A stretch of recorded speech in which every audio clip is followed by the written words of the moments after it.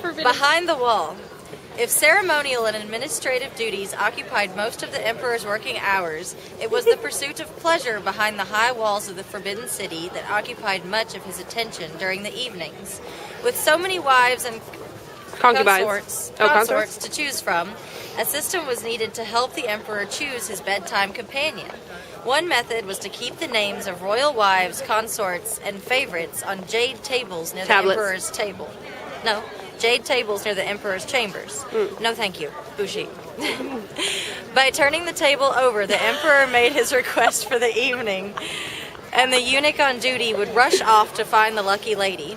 Stripped naked and therefore weaponless, the little foot-bound creature was gift-wrapped in yellow cloth, piggybacked over the royal boudoir, and dumped at the feet of the emperor. The eunuch recording the date and time to verify the legitimacy of a possible child. Aside from the emperor's frolicking, all this activity had a more serious purpose: prolonging the life of the emperor, an ancient Chinese belief that frequent sex with young girls could sustain one's youth even motivated Mao Zedong to follow the same procedure.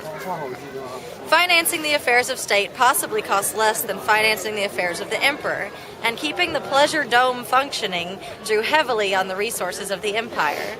During the Ming Dynasty, an estimated 9,000 maids of honor and 70,000 eunuchs were serving the court. Apart from the servants and prize concubines, there were also the royal elephants to maintain. Pocketing the cash was illegal, but selling elephant dung for use as shampoo was not. It was believed to give the hair extra sheen. Back in the harem, the cosmetic bills piled up to 400,000 liang of silver. Then, of course, the concubines who had grown old and were no longer in active service were still supposed to be cared for.